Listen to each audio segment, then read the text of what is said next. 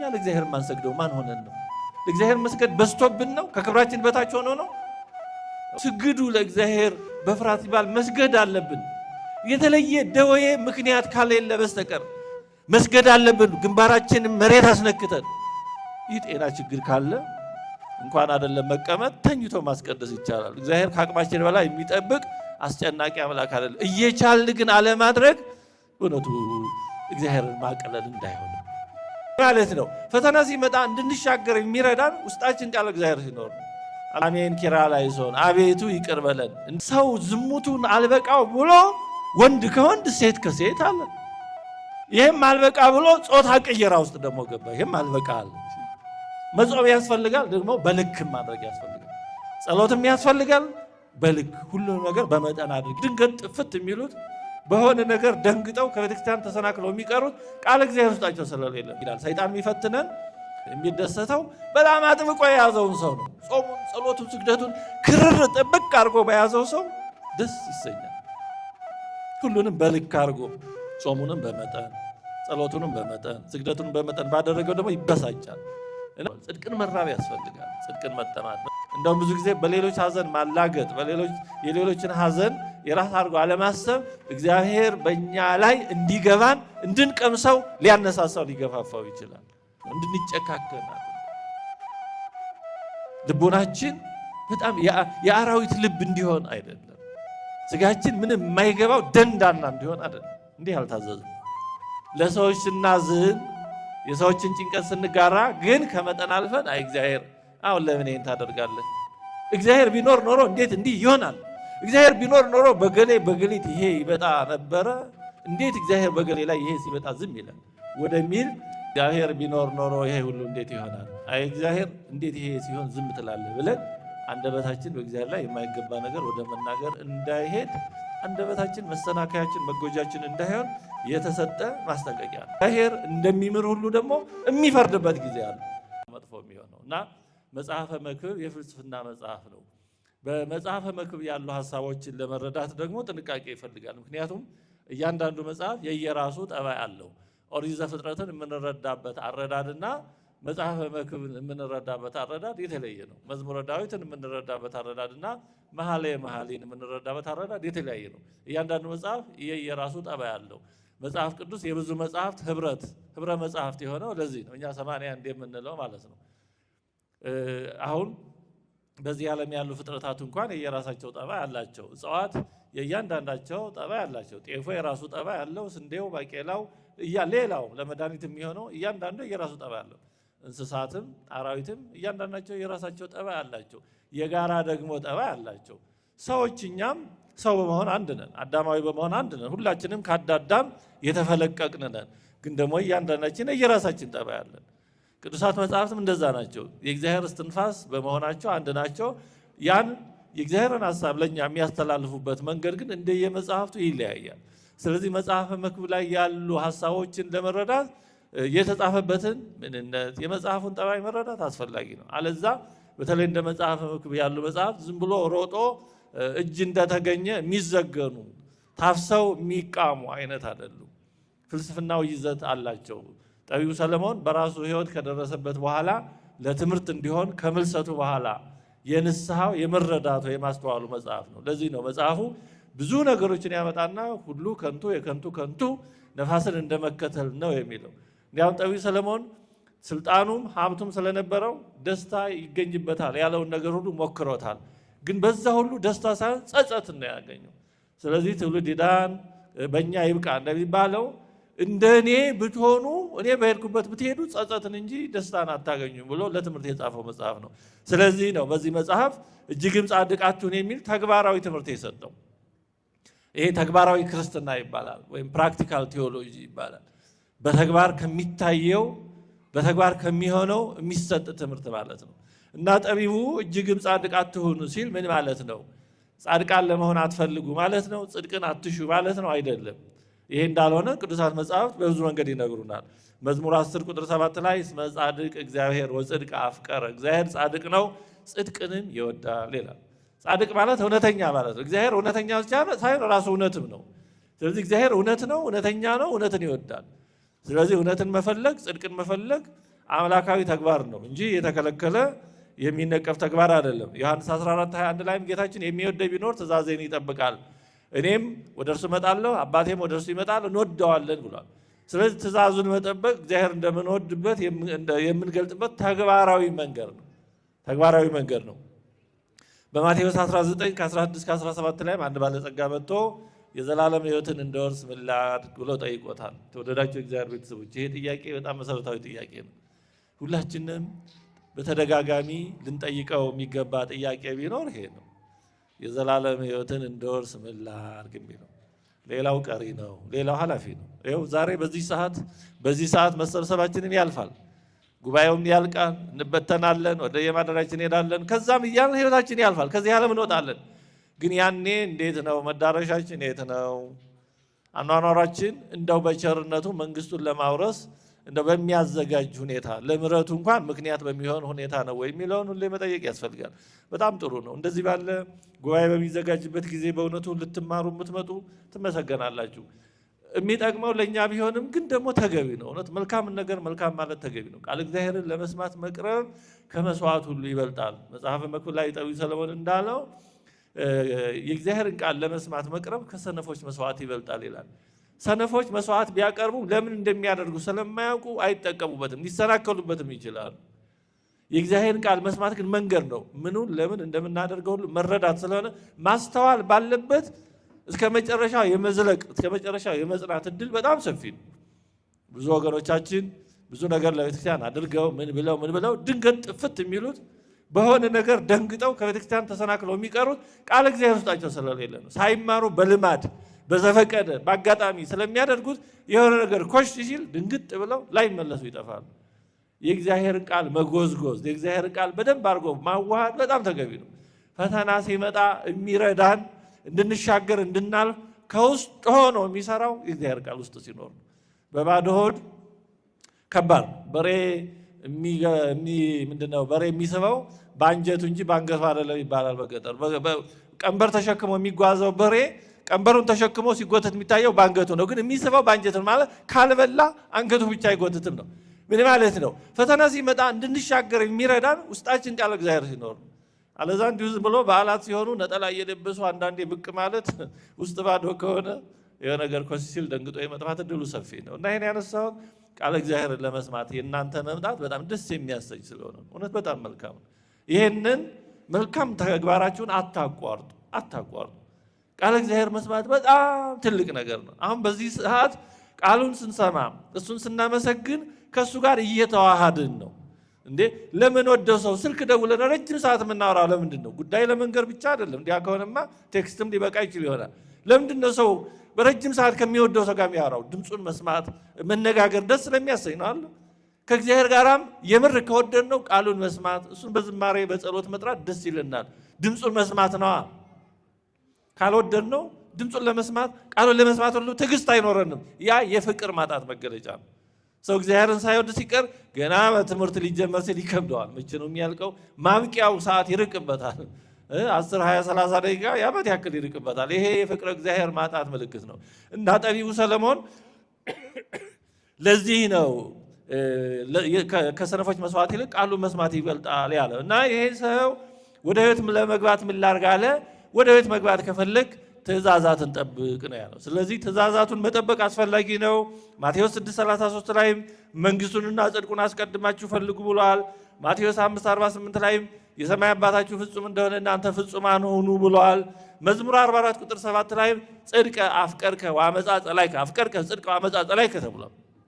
ጽድቅን ወደድክ፣ አመፃን፣ ነውርን፣ ሐሰትን ጠላ ተብሏል። ስለዚህ እግዚአብሔር ጽድቅን ይወዳል ነው። ስለዚህ እጅግም ጻድቅ አትሁን ማለት እግዚአብሔር ጽድቅን አይወድም ወይም ጻድቅ ለመሆን አትድከም ማለት አይደለም። እንዲያውም ጌታችን በአንቀጸ ብፁዓን ትምህርቱ ማቴዎስ 5:6 ላይ ጽድቅን የሚራቡና የሚጠሙ ብፁዓን ናቸው ይጠግባሉና ብሏል። ጽድቅን መራብ ያስፈልጋል። ጽድቅን መጠማት ምን ማለት ነው? ጽድቅን መራብ፣ ጽድቅን መጠማት እግዚአብሔርን በንጽህና በቅድስና በእውነት ማገልገል ይገባ ነበር፣ እኔ ግን ለዛ አልበቃሁም ብሎ ማዘን መቆርቆር ተገቢ ነው። እንዲህ ያለው ሐዘን ተገቢ ሐዘን ነው።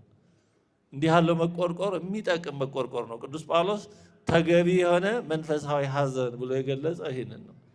አዎ የቅዱሳንን ተጋድሎ ስንሰማ በስንክሳር በየቀኑ ያሉትን ቅዱሳን ውጣ ውረዳቸውን የታገሱትን መከራ አምላካቸውን ደስ ለማሰኘት ከፍቅሩ የተነሳ ያለፉባቸውን ጎጻጉጽ ከባድ የሆኑ ነገሮች ስናስብ እነሱ ታድለው ፈጣሪያቸው እንዲህ ባለ መንገድ አመሰገኑት፣ አከበሩት።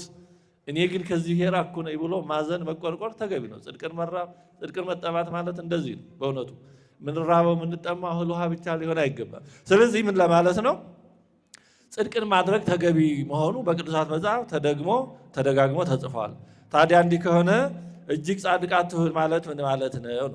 እጅግ ጻድቅ አትሁን ተብሎ የተነገረ ማሳሰቢያ በዚህ ዓለም ሲሆኑ የምናያቸው ወይም የምንሰማቸው ብዙ አሳዛኝ ነገሮች ሲኖሩ እነዛን በተመለከተ የሚኖረን አረዳድና የሚፈጠርብን ስሜት ጥንቃቄ ያልተለየው በጥንቃቄ የታጀበ እንዲሆን የተነገረ ማሳሰቢያ ነው።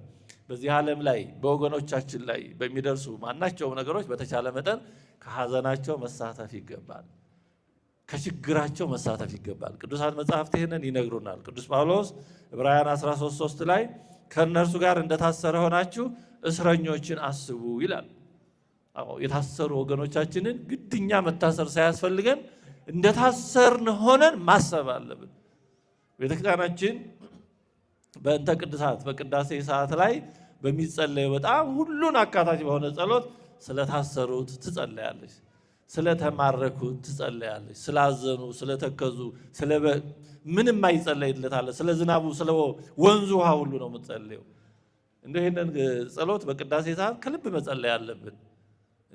ወደ ጎን እያወራን እያንሾካሾክናል። በነገራችን ላይ ስግዱ ለእግዚአብሔር በፍርሃት ሲባል መስገድ አለብን፣ የተለየ ደዌ ምክንያት ካሌለ በስተቀር።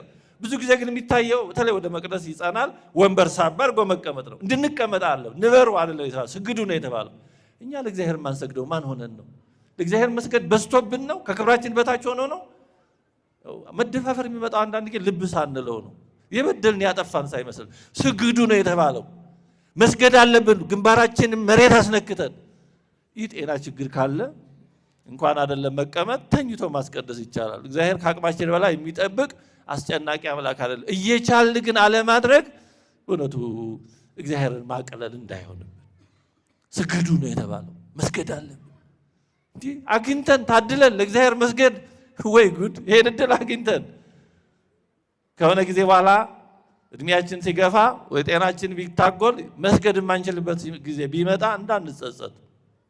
ስለዚህ በሚገባ ሰግደን ይህንን ዲያቆኑ እየመራ አሜን ኪርያላይሶን አቤቱ ይቅር በለን እንደተጸለየው እንደተባለው ይሁንልን፣ እነዛንም በተባለው ልክ ያደርግልን እያል ማሰብ አለብን።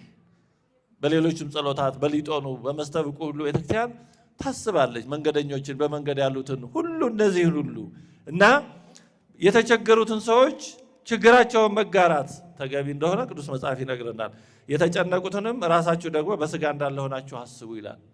ልክ የነዛን ሰዎች ጭንቀት እኛ እንደተጨነቅነው አድርገን ነው ማሰብ ያለብን እንጂ እኔ ምን አገባኝ ወዲያውን ከኔ ከምን ደረሰ ማለት ይሄ ክርስቲያናዊ አለመሆን ሳይሆን ሰብአዊነትም አይደለም።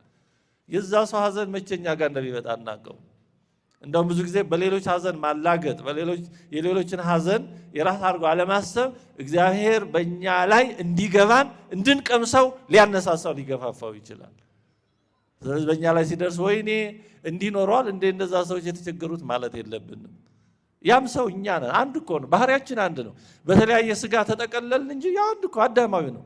እኛን የሚያስደስተን ሰው ያንም ሰው ያስደስተዋል። እኛን የሚያሳዝነን ሰው ያንም ሰው ያሳዝናል። ያን ሰው ያሳዘነው እኛንም ያሳዝነናል። ስለዚህ እንዲህ ባለ መንፈስ መኖር አለብን። አንደኛ ጴጥሮስ 3:8 ላይም ቅዱስ ጴጥሮስ የሌላው መከራ ለእናንተ እንደሚሆን አድርጉ፣ እንደ ወንድሞች ተዋደዱ፣ ሩሮዎችና ትሑታን ሁኑ ይላል። የሌላው መከራ ልክ የኛ እንደሆነ አድርገን ነው ማሰብ ያለብን። ሌላው ሰው የሆነ ነገር ከቸገረው ከጨነቀው ልክ እኔ እንደተቸገርኩ አድርጌ ማሰብ መቻል አለብኝ። ባንዴ ወደዛ ላይ ደረስ ይችላል። ወደዛ ለማደግን መጣር አለብን። ሩሮዎች ሁኑ ይላል። ሩሮዋን እንድንሆን ነው የታዘዝነው፣ እንድንጨካከን አይደለም። ልቦናችን በጣም የአራዊት ልብ እንዲሆን አይደለም። ስጋችን ምንም የማይገባው ደንዳና እንዲሆን አይደለም። እንዲህ አልታዘዝም። ሆኖም ግን የሌሎችን ሀዘን ስንጋራ፣ ጭንቀታቸውን ስንጨነቅ፣ በውጣ ውረዳቸው በመከራቸው ስንሳተፍ ግን ተጠንቅቀን ሊሆን ይገባል ነው። 2 ወይም 3 መሰረታዊ ጥንቃቄዎች ናቸው እጅግም ጻድቅ አትሁን በሚለው የተነገሩት። እነሱን ጠቅለል አድርገን አይተን ትምህርታችንን እናጠቃልላለን። አንደኛው ከእግዚአብሔር በላይ አዛኞች የሆንን እንዳይመስለን መጠንቀቅ እንደሚገባን ለማሳሰብ የተነገረ ነው። ለሰዎች ስናዝን፣ የሰዎችን ጭንቀት ስንጋራ ግን ከመጠን አልፈን አይ እግዚአብሔር አሁን ለምን ይሄን ታደርጋለህ?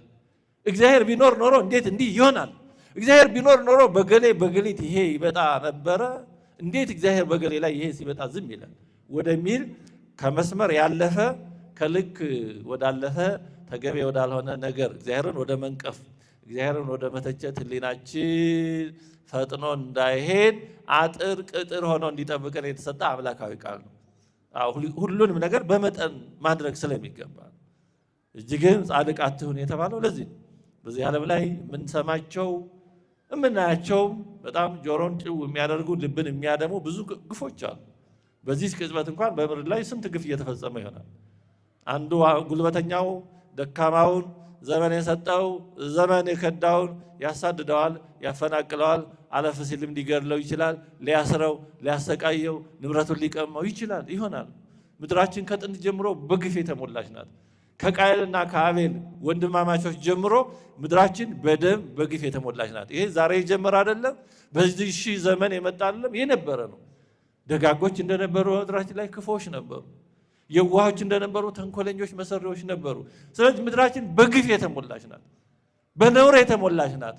ይሄን ስናይ ማዘን መቆርቆር ይገባል።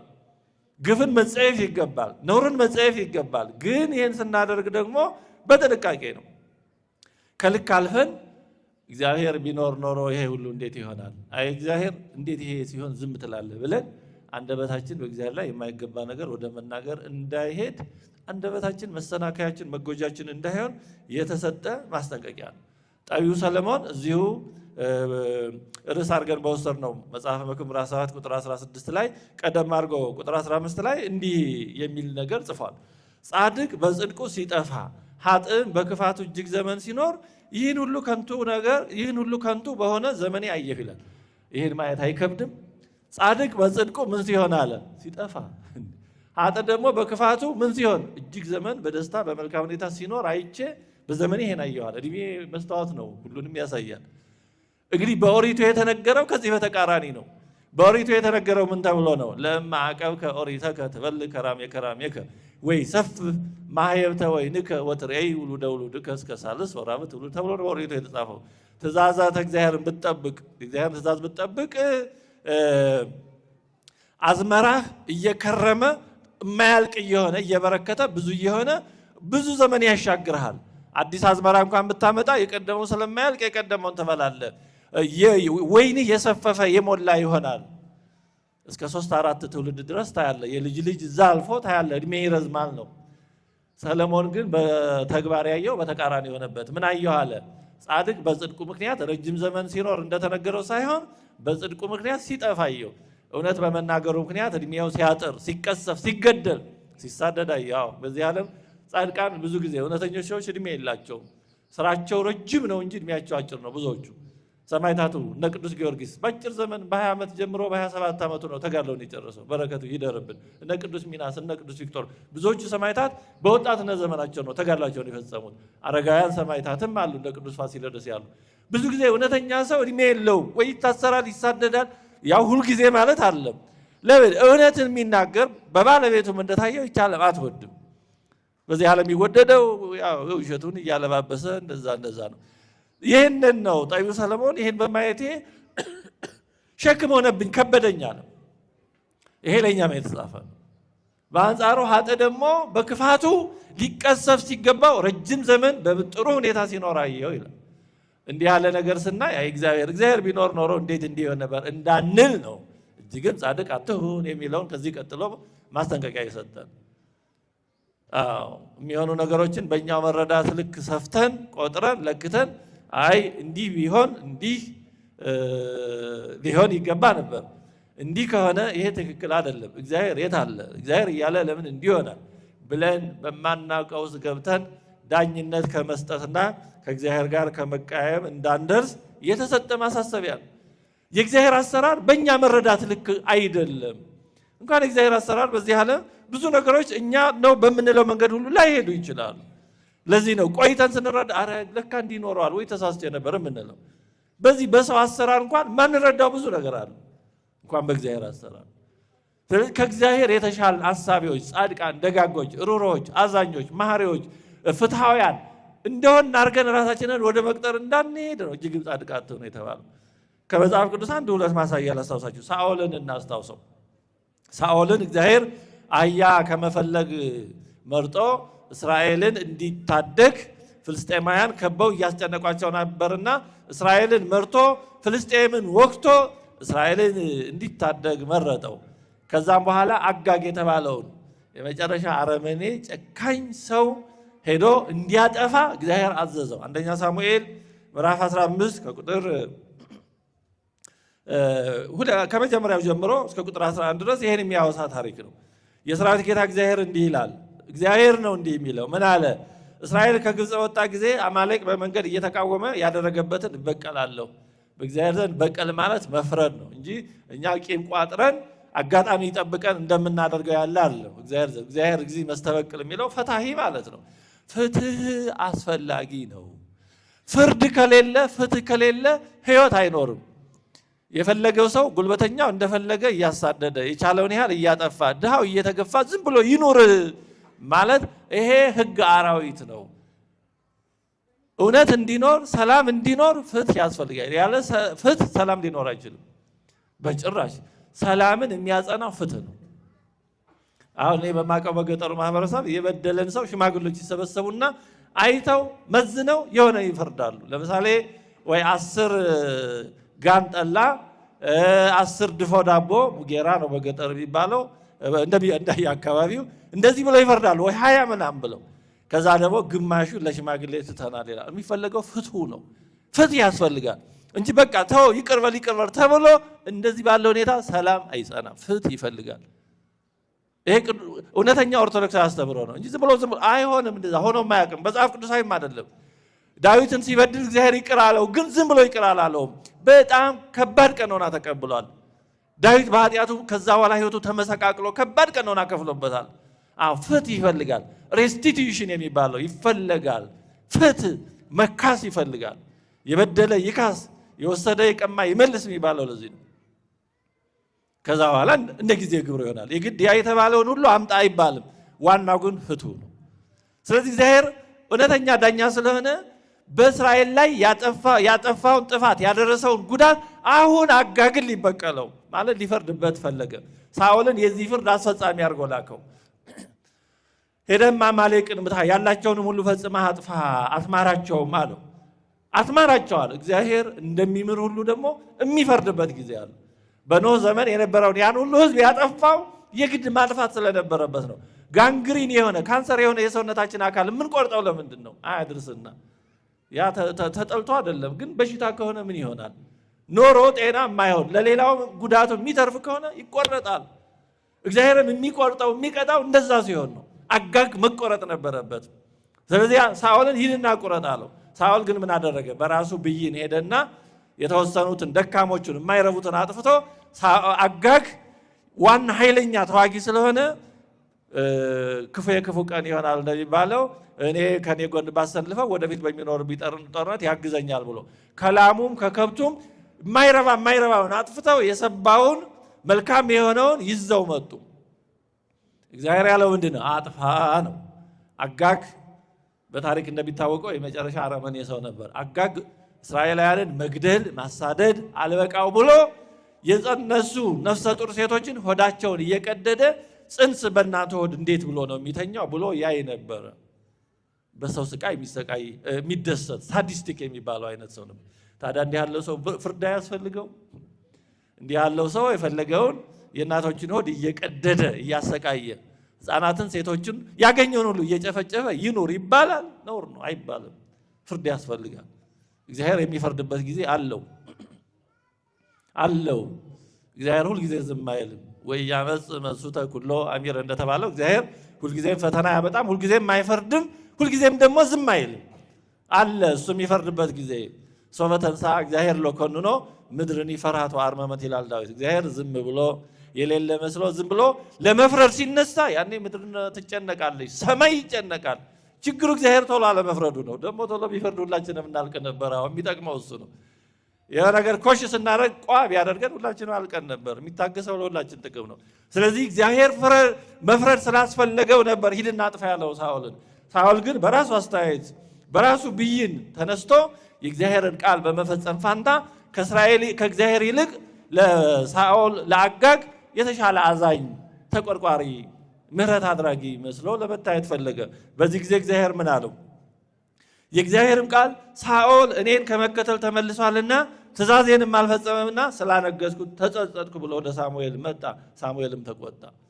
አዎ እግዚአብሔር ስለጠራኋችሁ ልጆቼ ስላልኳችሁ በቤቴ ስለሰበሰባችሁ ተጸጸትኩ እንዳይለን በእውነቱ ምሕረቱ ይጎብኘን። በራሳችን አስተሳሰብ በራሳችን መንገድ ከመሄድ እግዚአብሔር ይጠብቀን። ከእግዚአብሔር የሚለየው የራስ መንገድ ነው። ራሳችንን ከእግዚአብሔር የተሻለ ዳኛ ከእግዚአብሔር የተሻለ አዋቂ አድርገን ሳናስበው እኮ እንደዛ አይነት ስሜቶች ይሰሙናል። የሆነ ነገር ሆኖ ስናይ እንዴት እንላለን። ማዘን አንድ ነገር ነው፣ ወደ እግዚአብሔር ጣትን መቀሰር ግን ሌላ ነገር ነው። ስለዚህ ሳኦል በጣም አሳዛኝ በሆነ ሁኔታ እግዚአብሔር ስላነገሰው ተጸጸትኩ ያለበት ምክንያት ይሄ ነው። ሌላም ሁለተኛ ኃጢአት ይጨምራል። ከዛ በኋላ እግዚአብሔር መንፈሱን ከሱ ይወስዳል። የተጎዳው በእግዚአብሔር ቃል ላይ በእግዚአብሔር ሐሳብ ላይ እሱ የተሻለ መሐሪ እሱ የተሻለ አስተያየት አድራጊ መስሎ በመቅረቡ ነው። እንዲህ እንዳንሆን ነው እጅግም ጻድቅ አትሁኑ የተባለው። አንድ ሌላ ታሪክ ከቅዱስ መጽሐፍ ብንጨምር አንደኛ ነገሥት ምዕራፍ 21 ቁጥር 28 እስከ 37 ላይ እንዲህ የሚል ታሪክ አለ። አንድ ነቢይ አንድን ሰው ከነቢያትም ወገን አንድ ሰው በእግዚአብሔር ቃል ባልንጀራውን ምታኝ አለው ይላል። ባልንጀራውን ምታኝ አለው። አሁን የሆነ ሰው ተነስቶ ምታኝ ቢል ምን እናደርጋለን? እንዴት ያለ አይድረስ እኮ ነው። ምታኝ አለው። ያም ሰውየውም ይመታው ዘንድ እምቢ አለ። እንዴ እኔ እንዴት እመታለሁ? እርሱም ያ እግዚአብሔር ነቢይ ማለት ነው የእግዚአብሔርን ቃል አልሰማህምና እነሆ ከእኔ በራቅ ጊዜ አንበሳ ይገድልሃል አለው። ከእርሱም በራቀ ጊዜ አንበሳ አግኝቶ ገደለው ይላል። ደግሞም ሌላ ሰው አግኝቶ ምታኝ አለው። ሰውየው መታው፣ በመምታቱም አቆሰለው። የሚገርም ነው። አልመታህም ያለው ሰው በአንበሳ ተገደለ። ለምን? ትእዛዜን አልሰማህም ብሎ። የመታው ያቆሰለው ሰው ግን ምንም አልሆነም። እንደዚህ ያሉ ግራ የሚመስሉ ተቃራኒ የሚመስሉ ነገሮች ይኖራሉ። እንዲህ ባሉ ነገሮች ሁሉ በማናቀው ገብተን ይሄን ኤክስ ይሄን ራይት እያደረግን እንዳንጎዳ ነው። የማናቀው ብዙ የእግዚአብሔር አሰራር ስላለ ሁሉን ነገር እኔ ልተች፣ እኔ አስተያየት ልስጥ፣ እኔ ልፍረድ፣ ይሄ ልክ ነው ይሄ ልክ አይደለም ወደ ማለት እንዳንገባ ነው እጅግም ጻድቅ አትሁን የተባለው። የኢዮብን ጓደኞች እናስታውሳቸው። ብዙዎቻችን እንደዛ ባንሆን መልካም ነው እመኛለሁ። ግን ብዙዎቻችን ወይ ከኢዮብ ሚስት ወይ ከኢዮብ ጓደኞች ተራ እንዳንሆን በጣም ያሳስባል። ያው ኢዮብ ያ ሁሉ መከራ ሲደርስበት ጓደኞቹ መጡና ከዛ በኋላ ሲያዩ ከጠበቁት ተቃራኒ ነው የሆነው። ስለዚህ ምን አሉ? አንተ ለእኛ ጻድቅ መስለህ የተሰወረ ኃጢአት ቢኖርብህ ነው እንጂ ይህን ሁሉ መከራ እግዚአብሔር በደግ ሰው ላይ አያመጣም አሉ። ምክንያቱም አለዛ ተቃራኒ የሚሆነው እግዚአብሔር በወዳጆቹ በደጋግ ሰዎች ላይ እንዲህ ያህል መከራ ያመጣል ማለት ነው። ይህን ማለት አልፈለጉም። ጥሩ ነው ይህን አለማለታቸው። ግን እግዚአብሔር ደግሞ በደጋግ ሰዎች ላይ እንዲህ ያህል መከራ አያመጣም። ስለዚህ ይህ ሁሉ መከራ የደረሰብህ ኃጥእ ክፉ ብትሆን ነው አሉት። ይህን ነበር ኢዮብን የፈተነው።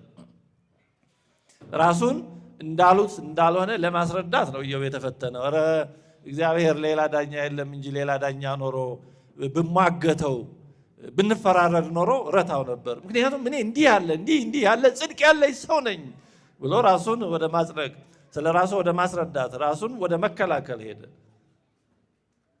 ብዙዎቻችን በኢዮብ ጓደኞች ቦታ እንዳንሆን በጣም ጥንቃቄ ያስፈልጋል። የሆነ ሰው እያስቀደሰ ንስሐ እየገባ ስጋውን ደሙን እየተቀበለ ኪዳን እያደረሰ በተቻለ መጠን ከእግዚአብሔር ጋር ለመኖር ጥረት እያደረገ ኑሮ ባይሳካለት፣ ጤናው ባይጠበቅለት፣ ሌላው ነገርም እንዳተፈለገው በዚህ ዓለም በምናስበው መንገድ ባይሆን ደዌ ቢጸናበት ምን እንላለን?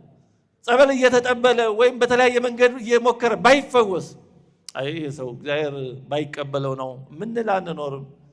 ይሄ ሰው ስራ ቢኖረው ነው ምንል አንኖርም። አንዳንድ ሰዎች እንደዛ አሉ። የሆነ ሰው ሊሞት በጣም ደዌ ከጸናበት ጻይር ከጸናበት ይሄ ሰው ስራ ቢኖረው ነው የሚሉ ሰዎች አሉ። ይሄ ሰው ኃጢአተኛ ቢሆን ነው ማለታቸው ነው። እንዲህ እንደሆነ በምን አረጋገጥን? ኢዮብን እናምጣው። እንደዚህ ሲሆን ኢዮብ ያ ሁሉ መከራ የደረሰበት ስራ ኖሮበት ነው? አልነበረም። እግዚአብሔር ላወቀው ምክንያት ነው። ኢዮብ በዘመኑ ከነበሩት በምንም ዘመን ከሚኖሩት ሁሉ በትዕግስቱ በፍጹምነቱ በሁሉ የተመሰከረለት ነው። ግን ያ ሁሉ መከራ መጥቶበታል። የኢዮብ ጓደኞች ተፈተነው የወደቁት በዚህ ነበር። ኢዮብ እንደሚባለው እንደሚመስለው ጻድቅ ቢሆን ኖሮ የሁሉ መከራ አይመጣበትም ነበር። ስለዚህ ብለው እሱን ወደ መውቀስ ሄዱ። እንዲህ እንዳንል ነው። የሆነ ሰው በሆነ መከራ በሆነ ፈተና ላይ ወድቆ ብናይ አይ ኃጢአተኛ ቢሆን ነው፣ ክፉ ቢሆን ነው፣ ተንኮለኛ ቢሆን ነው፣ መሰሪ ቢሆን ነው፣ አስመሳይ ቢሆን ነው ወዘተርፈ ብለን እንዳንፈርድበት። ኢዮብ ሊሆን ይችላል ያ ሰው ታላቅ የእግዚአብሔር ሰው ሊሆን ይችላል። እግዚአብሔር እንደ ኢዮብ ለክብር እየጠራው እያጠራው እየሰነገለው እየወለወለው ሊሆን ይችላል። ስለዚህ በማናውቀው ገብተን ከእግዚአብሔርም ጋር ከእግዚአብሔር ወዳጆችም ጋር እንዳንጣላ ነው። እንደ ኢዮብ ወዳጆች እንዳንወቀስ ነው። እግዚአብሔር ለኢዮብ ተገቢውን መልስ ከመለሰ በኋላ ወደ ኢዮብ ጓደኞች ሄዶ እንዲህ አለ። መጽሐፈ ኢዮብ ምዕራፍ 42 ቁጥር 7 እስከ 8 ላይ እግዚአብሔርም ይህን ቃል ለኢዮብ ከተናገረ በኋላ እግዚአብሔር ቴማናዊውን ኤልፋዝን እንደ ባሪያዬ እንደ ኢዮብ ቅንን ነገር ስለእኔ አልተናገራችሁምና ቁጣዬ በአንተና በሁለቱ ባልንጀሮች ላይ ነዷል አሉ። እግዚአብሔር ይሰውረን እንዲከሙ። ቁጣዬ በአንተና በሁለቱ ባልንጀሮች ላይ ነዷል። ለምን? ስለ እኔ እንደ ኢዮብ ቅን ነገር አልተናገራችሁም። በማያገባችሁ ገብታችሁ ኢዮብን ዘብዝባችሁታል፣ ፈትናችሁታል። እና እንዲህ በማናውቀው ነገር ገብተን አይ እገሌ እንደው እንደሚመስለው ቢሆን ኖሮ የሁሉ መከራ ይጸናበት ነበር። አይ ሰው እኮ እንዳንል ነው። ማን ያውቃል? በማናውቀው ገብተን እንዳንጎዳ ነው። ዮሴፍን ያ ሁሉ መከራ ተደራርቦ አንዱ በአንዱ ላይ የተከታተለ ሲደርስበት በዛን ዘመን ብንኖርና ፍጻሜውን ባናውቅ ኖሮ ምን ነበር የምንለው? ዮሴፍ ስንቅ ይዞ ለሄደ ወንድሞቹ ጠሉት፣ ሸጡት። ስንቅ ይዞ ነው የሄደው። በጲጥፋራ ቤት በቅንነት በታማኝነት በንጽህና ላገለገለ ወደ እስር ቤት ተጣለ። ታዲያ ይሄ ሁሉ ሲሆን ያኔ ብንኖር አይ እግዚአብሔር ለዮሴፍ ያልሆነ አምላክ አንልም? ኧረ ወዲያ ቅንነት ማንን ጠቀመ? እንዲህ ባሉ ነገሮች ፈጥነን በማናውቀው ነገር ገብተን ከፈጣሪያችን ጋር እንዳንቀያየው ነው እጅግም ጻድቅ አትሁን የተባለው። አንድ ባህታዊ ይባላል። በጫካ ውስጥ ሲጋደል በዛ ጫካ አንዲት ቀጭን መንገድ ነበረች እና መጀመሪያ አንድ ሰው መጣ። መሃሏ ላይ ምንጭ አለች። ከምንጯ ጠጣ አድርጎ ተነስቶ ሲሄድ በከረጢት ወርቅ ይዞ ነበር። ወርቁን ጥሎት ሄደ ረስቶት። ከዛ ሁለተኛ ሌላ ሰው መጣ። እዛችው ምንጭ ጠጥቶ ቀና ሲል ያን በከረጢት የተከማቸ ወርቅ አገኘ። እንዴ ይሄማ በዚህ መንገድ ይሄደ ይሆናል ባለቤቱ ቶሎ ልሰወር እንዳያገኘኝ ብሎ ወደ ጫካ ይዞ ጠፋ። ሶስተኛ ሌላ ሰው መጣ። እዛችው ምንጭ ውሃ ጠጥቶ ቁጭ እንዳለ ወርቁን ረስቶ ሄደው የመጀመሪያው ሰው ተመልሶ መጣና ሶስተኛውን ሰው አገኘው። ወርቄን አምጣ። ኧረ እኔ ገና መምጣቴ ነው፣ ወርቅ የሚባል ነገር አላየሁም። አይ በዚህ ጫካ መንገድ ሌላ የለም፣ የሄደም ሌላም ሰው የለም፣ አንተ ነው የወሰድከው፣ አይተሃል፣ አላየኸውም። ያ የመጀመሪያው ሰው ተበሳጭተው በገንዘቡ መጥፋት ምክንያት ሶስተኛውን ሰው ገደለው። እና በዚህ ጊዜ ያ ባህታዊ ሁሉንም አይቷልና በጣም ተበሳጭ። ሊክድ በጣም ተንደረደረ። አይ እግዚአብሔር አንተ ብትኖር ኖሮ የመጀመሪያው ሰው ገንዘቡን አላግባብ አጣ፣ ሁለተኛው ሰው አላግባብ የሰው ገንዘብ ይዞ ተሰወረ፣ ሶስተኛው ሰው በማያውቀው ደሞ ፈሰሰ፣ ህይወቱ ጠፋ። ይሄ ሁሉ ሲሆን አንተ የት አለህ? በቃ ያለ የሚሆነው በአጋጣሚ ነው፣ ሰራይ መጋቢ የለም ማለት ነው ብሎ በጣም ለመካድ ተንደረደረ ይላል። ብዙ ሰው ለመካድ በጣም ሰበብ የሚፈልግ ሰው አለ። ከቤተክርስቲያን ለመቅረት በጣም ሰበብ የሚፈልግ ብዙ ሰው አለ። የሆነች ነገር ኮሽታ ፈልጎ ኧረ ድሮስ እነሱ ብሎ እንዲያው ከቤተክርስቲያን ብንቀር የምንጎዳው እኛ ነን እንጂ እግዚአብሔር ነው። አየርን ባንስበው አየሩ ይጎዳል፣ ውሃን ባንጠጣ ውሃው ይጎዳል። እንኳን እኛ ሰዎች ገና ምንነታችን ያልታወቀ እልፍ አእላፋት መላእክት እነ ቅዱስ ሚካኤል እነ ቅዱስ ገብርኤል ቢተውት የሚጎዱት እነሱ እንጂ እግዚአብሔር አይደለም። የምንጎዳው እኛ ነን። ግን ብዙ ሰው በሆነ መንገድ ከቤተክርስቲያን ለመቅረት በቃ በቤተክርስቲያን ላይ የማይገባ ነገር ለመናገር በጣም ሰበብ ኮሽታ የሚጠብቅ ብዙ ሰው አለ። እግዚአብሔር እውነት እንዲህ ካለ መንፈስ ይጠብቀን። የምንጎዳው እኮ እኛ ነን። ለእግዚአብሔር ነው እንደምንቀርበት። አንድ ንጉሥ ይባላል፣ ነገሩ ጃንሆይ ናቸው አሉ። የሆነ ቅዳሴ ጊዜ ቸክሎ ጉዳይ ኖሯቸው ኖሮ ግን ያን ቀን ደግሞ ቄሶቹ ቅዳሴውን ረዘም አደረጉት እና ቅዳሴው እንደምንም ሲወጥ በቃ እዚህ ዳግመኛ ወደዚህ ቤተክርስቲያን አልመጣም አሉ። እና የሆነ ቄስ አረጃን ሆይ ለሰው ይቀርበውት እንጂ ለእግዚአብሔር ይቀርበት መሰለውት አላቸው ይባላል። አዎ እግዚአብሔር አባት ነው፣ ስንቀርበት አይወድም። ግን ምን ጎዳው? ግን እኛ ነን ምን ጎዳው? እኛ ነን። እና ይሄንን መዘንጋት የለብንም። እና ይህ ባህታዊ በጣም ለመካድ በተንደረደረ ጊዜ እግዚአብሔር ቸር ስለሆነ መልአኩን ላከና ጉዳይን አስረዳ። ያ የመጀመሪያው አንተ ንብረቱን አጣ ጠፋበት አላግባብ የምትለው የሰው ገንዘብ ቀምቶ አላግባብ ከብሮ ሲጠቀም የኖረ ሰው ነው። ስለዚህ እግዚአብሔር ንብረቱን እየወሰደበት ነው፣ ጥንቱንም የሱ አልነበረምና። ሁለተኛው ደግሞ የሰው ንብረት አላግባብ ይዞ ጠፋ ያልከው እንደዚህ ንብረቱን አላግባብ በግፍ ተቀምጦ ሲያዝን ሲተክዝ የኖረ ነው። አሁን እግዚአብሔር ንብረቱን እየመለሰለት ነው። ያ ሶስተኛው ደግሞ ደሙ በግፍ ፈሰሰ የምትለው አንተ የሰው ደም በእጁ ነበረ፣ የሰው ሕይወት አጥፍቶ ነበር። አሁን እግዚአብሔር ያን ደሙን እየመለሰ ነው እና አለዋሉ መጨረሻ እኔ ፍጥረቴን እኔ በማውቅ ላስተዳድር አንተ ምን ባይነህ ምን አገባ ብሎ ገስጾታል ይባላል። እና እግዚአብሔር ፍጥረቱን እሱ ባወቀ ለሚያስተዳድረው እኛ ምኑንም በማናቀው ገብተን ተቺዎች ነቃፊዎች እንዳንሆን ወደ ጥርጥር ወደ ስህተት ከቤተክርስቲያን ከእግዚአብሔር ወደ መራቅ እንዳንሄድ የተሰጠ ማሳሰቢያ ነው። አንድን መጽሐፍ እስከ መጨረሻው ሳያነቡ ይህ መጽሐፍ ጥሩ ነው መጥፎ ነው፣ ወይም አንድን ታሪክ እስከ መጨረሻው ሳይሰሙ ይህ ታሪክ እንዲህ ነው ማለት አይቻልም። ታሪኩ አላለቀማ። የዮሴፍን ታሪክ ሳያልቅ በፈርዖን ዘንድ ከደረሰበት ክብር ያንን ሳያውቁ በእስር ቤት እስከመቆየበት ወይም ደግሞ በባርነት የተሸጠበትን ብቻ ብናውቅ ስለ ዮሴፍ አላወቅንም። ሙሉውን የሆነች ገጿን ብቻ ነው ያወቅነው። እግዚአብሔርን በሚሰራው ስራ ውስጥ ምኑ ለምን እንዴት እንደሚሆን መጨረሻውን ሁሉ ስለማናቅ አብዛኛውን በማናቀው ገብተን ተቺዎች እንዳንሆን ነው። ሁለተኛው ከዚሁ ጋር የተያያዘ ነው። በግለሰቦች ላይ በማንም ሰው ላይ በሚሆነው ነገር ፈራጅና ተች እንዳንሆን ነው። በሆነ ሰው ላይ የሚደርሰው ነገር ወይ በሰውየው ጉድለት፣ ስህተት፣ ስንፍናም የመጣ ሊሆን ይችላል። እንደው በእኛ ላይ የሚሆነው ነገር ሁሉ እግዚአብሔር ፈቅዶ ነው አይባልም። ማድረግ የሚገባንን ባለማድረጋችን የሚመጣብን ነገር ይኖራል። ወይም ደግሞ እግዚአብሔር ለዛ ሰው ጥቅም ብሎ እንዲጠቅመው ዋጋ ክብር የሚያገኝበት ምክንያት እንዲሆንለት ብሎ ያደረገውም ሊሆን ይችላል። በዜና አበው እንዲህ ባለ ታሪክ አውሎጊስና አባ ዳንኤል የሚባሉ ሰዎች ይወሳሉ። አባ ዳንኤል በጣም ታላቅ ባህታዊ ነው። የአስቄት ገዳም አባት የነበረ ታላቅ ባህታዊ ነው እና በአንድ ወቅት መንገድ ሲሄድ አውሎጊስ የሚባል ሰው አገኘ እና አውሎጊስ ድንጋይ እየጠረበ ያን ድንጋይ ከመሬት እያወጣ ጠራርቦ እየሸጠ የሚኖር ነው። ሽጦ ለዕለት ምግብ ከምትሆነው ትንሽ ነገር በስተቀር ሌላውን ለችግረኞች ይሰጣል። መጽዋች ነው አውሎጊስ ከነድህነቱ። እና አባ ዳንኤል የአውሎጊስን ሕይወት ሲያይ ወደ እግዚአብሔር አመለከተ። እግዚአብሔር ሆይ ይሄ እኮ አገልጋይህ ብዙ ሀብት ቢኖረው ኖሮ ብዙ ሰዎችን ይረዳ ነበረ። ድንጋይ ሽጦ ከድህነቱ ይሄን ያህል የሚረዳ ከሆነ ሀብት ብትሰጠው ምን ያህል ሰው በረዳ ነበር ብሎ ወደ እግዚአብሔር አመለከተ። ሀብት ስጠው ብሎ እግዚአብሔር ሁሉን ነገር ያውቃልና ይሄ አገልጋይ ኋላ ጠባይ ቢለውጥ ትዋሳለህ፣ ዋስ ትሆናለህ አለ። እዋሳለሁ አለ። እሺ ያለው ፈቀደለት። ከዛ በኋላ አውሎጊስ ድንጋይ ሲቆፍር አንድ ጋን ሙሉ ወርቅ አገኘ። እኔ ይህን ምን አደርገዋለሁ ብሎ ወስዶ ለንጉሥ ሰጠ። ንጉሱ ደግሞ ተገረመ። ይህን ሁሉ ወርቅ አግኝቶ አምጥቶ የሚሰጥ ደግ ሰው በዚህ ዘመን ከየት ይገኛል ብሎ ሹመት ሾመው፣ ስልጣን ሰጠው። ከዛ በኋላ ግን ስልጣን ካገኘ በኋላ አውሎጊስ ቀስ በቀስ ያ የቀደመ ደግነቱን ያ የቀደመ መልካም ምግባሩን እየተወ ወደ ሌላ ህይወት ወደ ተቃራኒው እየተጓዘ መሄድ ጀመረ። አባ ዳንኤል ይሄን ሰማ ከወሬ። አንድ ቀን እስኪ እርግጡን ለወቅ ከምን ደርሷል ብሎ ሊጠይቀው አውሎጊስን አባ ዳንኤል ሊጠይቀው ቢሄድ እባካችሁ አውሎጊስን አገናኝ ቢል አጃቢዎቹ ጠባቂዎቹ ይሄ ቁርንጮ ለባሽ ከየት የመጣ ነው ብለው ደበደቡት። ይገባኛል፣ በገዛ እጄ ነው ይገባኛል ብሎ እያዘነ ሳለ ሌሊት ራእይ ያያል።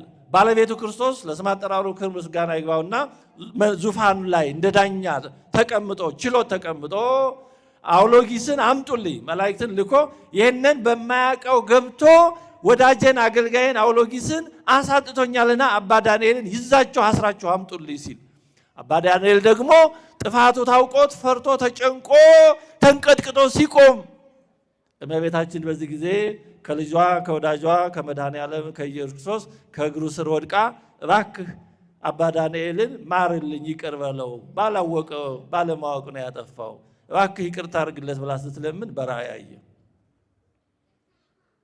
በዚህ ጊዜ ሲነቃ ነገሩ ተረዳውና ፈጣሪ በማላውቀው ገብቻ አጥፍቻለሁ ብሎ ንስሐ ገባ። እግዚአብሔር ንስሐውን ተቀበለለት። ከዛ በኋላ አውሎጊስን የሾመው ንጉሥ ሞተ። አንዱ የሾመውን አንዱ አይወደውምና ቀጣይ የተሾመው ንጉሥ አውሎጊስን ለክፋት ለሞት ሲፈልገው አውሎጊስ ሸሽቶ እንደቀደመው ወደ ጥንቱ ወደ ድንጋይ ቁፈራው ተመለሰ። እና ምን ለማለት ነው? ለሆነ ሰው የሚጠቅመው ምን እንደሆነ የሚያውቀው እግዚአብሔር ነው።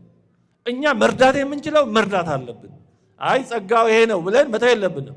የታመመ ሰው ብናይ ጸጋው ነው ብለን መተው የለብን። አናቅም። እኛ የቸገረው የተራበ ሰው ብናይ ጸጋው ይሄ ነው አንልም፣ አናቅም። መርዳት ነው ያለብን። የታዘዘው እንደዛ ነው።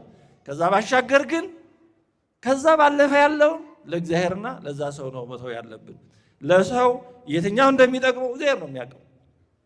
ጤናው ይጥቀመው በሽታው፣ ሀብቱ ይጥቀመው ድህነቱ፣ የትኛው እንደሚጠቅመው እግዚአብሔር ነው የሚያውቀው። ያን ለእግዚአብሔር ነው መተው ያለብን። አልዓዛርንና ባለጸጋውን ነዌ ተብሎ በፊት የሚታወቀውን ስናስባቸው እስኪ በህሊናችን ሳላቸው። ባለጸጋው በሀብት በኩል የሞላለት፣ በዘመድ በወገን የተከበበ፣ የልብሱ አይነት የሞላለት፣ የሚበላው የሚጠጣው የሞላ ሁሉ ያለው ሌላ ጠርዝ ላይ ነው። በአንጻሩ ድሃው በሽተኛው አልዓዛር ደግሞ የሚበላው የሌለው፣ ለውሾች ከሚጣለው ፍርፋሪ እንኳን መብላት የሚመኝ ያም ያልተሟላለት፣ ሰው የሌለው፣ ዘመዶቹ የሚጠይቁት ውሾች የሆኑ፣ ሀብት የሌለው፣ ጤና የሌለው፣ ምንም የሌለው ተቃራኒ ነው። ጽንፍና ጽንፍ። ታዲያ እግዚአብሔር አልዓዛርን ያን በሽተኛ እንደዛ የተወው ትቶት ነው? ዘንግቶት ነው? ጠልቶት ነው? አይደለም። እንዲከብር ፈቅዶ ነው። በአብርሃም እቅፍ ደስ እየተሰኘ በኋላ ባለጸጋ በርቀት ያየው እኮ ያን መከራ በአኮቴት ሳያንጎራጉር ስለተቀበለ ነው። እግዚአብሔር የሚሰጠንን ማንኛውም ነገር ሳያንጎራጉሩ መቀበል የሚጠቅመው የሚያጸድቀው እሱ ነው። እግዚአብሔር ቤተሰቦች እግዚአብሔር የሰጠንን ሳናንጎራጉር እንቀበል። የሚሻሻለው ካለ እንሞክር፣ እንስራ። ግን ከዛ ባሻገር ግን አናንጎራጉር።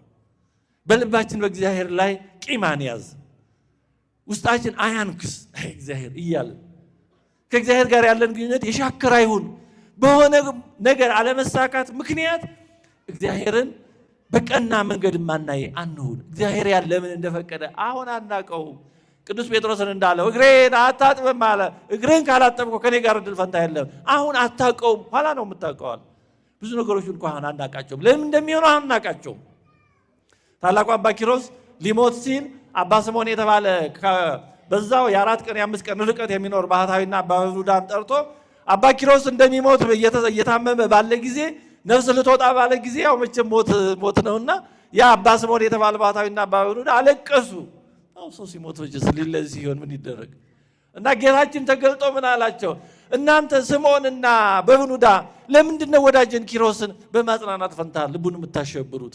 ለእናንተ ያዘጋጀሁት ክብር ቢገባችሁ ኖሮ እንዲህ ባልሆናችሁ ነበር። ያ ስለማይገባን እኮ ነው። አዎ ስለዚህ እንዲህ ባሉ ነገሮች ምኑ ለምን እንደሚሆን ስለማናቅ እግዚአብሔርን ከማመስገን ያለፈ እግዚአብሔርን ወደ ማማት ወደ መንቀፍ እንዳንሄድ ነው። እጅግም ጻድቅ አትሁን የተባለው እግዚአብሔር የሚሰራው ነገር ሁሉ መልካም ነው። እኛ ላንረዳው እንችላለን። ስናየው ተቃራኒ ሊመስል ይችላል። አንድ አዝማሪ ይባላል ከሾላ ዛፍ ስር አረፍ ብሎ ወደ ላይ ሲመለከት ሾላው ዛፉ ትልቅ ነው፣ ፍሬው ግን በጣም ትንሽ ነው፣ ጣት የማያክል። ከጎኑ ደግሞ ዱባ ነበር። ዱባ ፍሬው ትልቅ ነው፣ ያ ሀረጉ ግን የተልመሸመሸ ነው። እና ኮመንት አደረገ እግዚአብሔርን። አይ እግዚአብሔር አሁን ይሄስ በጎ አይደለም። ይሄን የሚያክል ትልቅ ዛፍ ትንሽ ፍሬ ሰጠ፣ ይሄን ያህል የተልመሸመሸ ደግሞ ትልቅ ፍሬ ያሸከም። በተቃራኒ ቢሆን ጥሩ አልነበረ?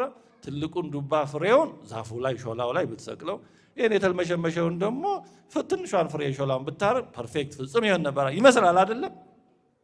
ሎጂካል። እንዲህ ብሎ አስተያየት ሰጥቶ እንቅልፍ ያዘው። እንቅልፍ ሲይዘው ከሾላው ፍሬ አንዷ ወርዳ አፍንጫውን ስትለው የደማ መስሎ ደነገጠ። አፍንጫ ደግሞ ያማል፣ በእርግጥ የማያም ሰውነት የለም። እና ሲያይ የሾላ ፍሬ ናት። አረ በስመ አብ! ትንሿ የሾላ ፍሬ ከላይ ወርዳ ይሄን ያህል ካመሳመመችኝ እኔ የዱባ ፍሬ ቢሆን ኖሮ ዱባ ቢሆን አናቴ ተበጥብጦ ነበር። ስለዚህ እንኳን እኔ እንዳልኩት አልሆነ፣ እግዚአብሔር አንተ ያልከው ነው፣ አንተ ያደረከው ነው፣ ጥሩ በዚሁ ቀጥል ብለዋል ይባላል። እውነት ብሎም ቢሆን ለምሳሌም የተፈጠረ ታሪክ ቢሆን ግን አስተማሪ ነው። እና ስናያቸው ለኛ የሚመስሉ እንዲህ ቢሆን እንዲሁ እዚህ ላይ የሚያሰኝ ብዙ ነገሮች ይኖራሉ። ግን እውነታው ጠቃሚውና መልካሙ እግዚአብሔር ያደረገው ነው።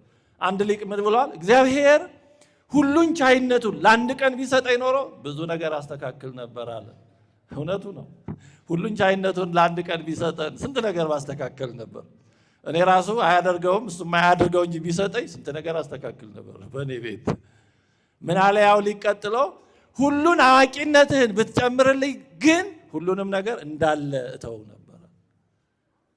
ሁሉን አዋቂነት ቢኖረን እግዚአብሔር የሚያደርገውና እየሆነ ያለው ነገር ፐርፌክት ነው። እግዚአብሔር በምን ውስጥ ምን እንደሚሰራ እኮ አናውቅም። እግዚአብሔር በጦርነት ውስጥ እኮ ሊሰራ ይችላል። እግዚአብሔር በጦርነት ውስጥ ምን እንደሚሰራ እኮ አናውቅም። አሁን እንደ ወደዛ መግባት ተገቢ ላይሆን ይችላል፣ ግን በኢራን ጦርነት ውስጥ እግዚአብሔር ምን እንደሰራ ምን እናውቃለን? እግዚአብሔር ምን እንደሰራ ምን እናውቃለን? አንድ የሆኑ አባት ቅርብ ጊዜ ያረፉ ናቸው።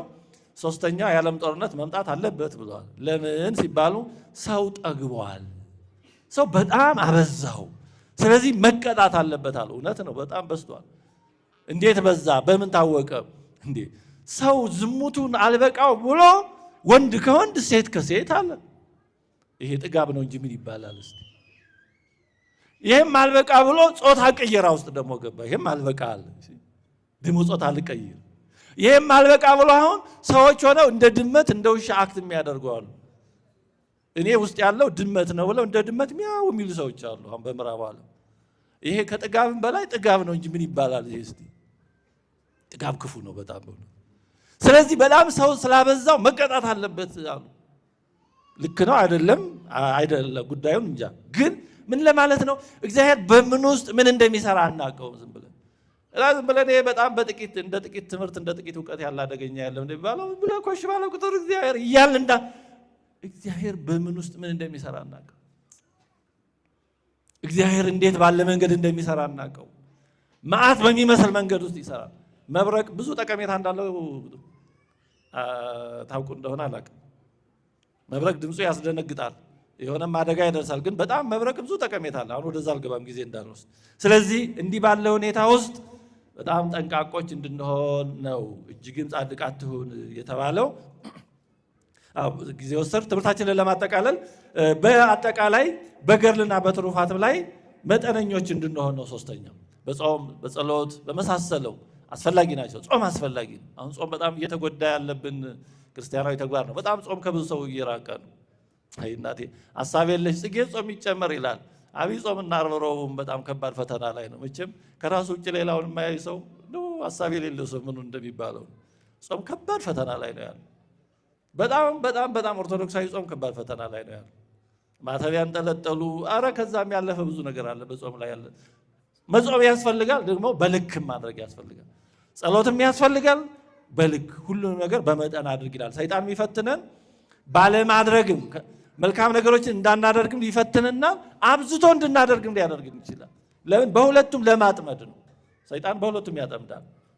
እንዲያውም አንድ የእግዚአብሔር ሰው ይባላል ሰይጣንን እግዚአብሔር ዓይኑን ገልጦለት ሁለት ሰዎችን እያየ በአንዱ ይደሰታል፣ በአንዱ ያዝናል። እያየ የሚደሰተው በጣም አጥብቆ የያዘውን ሰው ነው። ጾሙን፣ ጸሎቱን፣ ስግደቱን ክርር ጥብቅ አድርጎ በያዘው ሰው ደስ ይሰኛል። ሁሉንም በልክ አድርጎ ጾሙንም በመጠን ጸሎቱንም በመጠን ስግደቱንም በመጠን ባደረገው ደግሞ ይበሳጫል። እና ያ ሰው ተገረመ። እንዲህ በተቃራኒ ሆነ። አጥብቆ በሚጋደለው ነው ሰይጣን መበሳጨት ያለበት ክፉ እንደመሆኑ። ግን እሱ እየተበሳጨ ያለው አጥብቆ በሚጋደለው ሳይሆን በመጠን በያዘ ነው። እና ለምንድን ነው ብሎ ጠየቀው። ከሰይጣን እውነት ባይገኝም ግን አንዳንዴ እግዚአብሔር አንዳንዴ ያናግረዋል። እና ምን አለ ይባላል ሰይጣኑ በዚህ በጣም አጥብቆ በያዘው የምደሰተው ይሰለቸዋል። ከሆነ ጊዜ በኋላ በዛ አይቀጥልም። ስለዚህ ቀስ እያለ እየተንሸራተተ እየተው መጨረሻ ወደ እኔ ነው የሚመጣ፣ ወደ ተስፋ መቁረጥ ይደርሳል።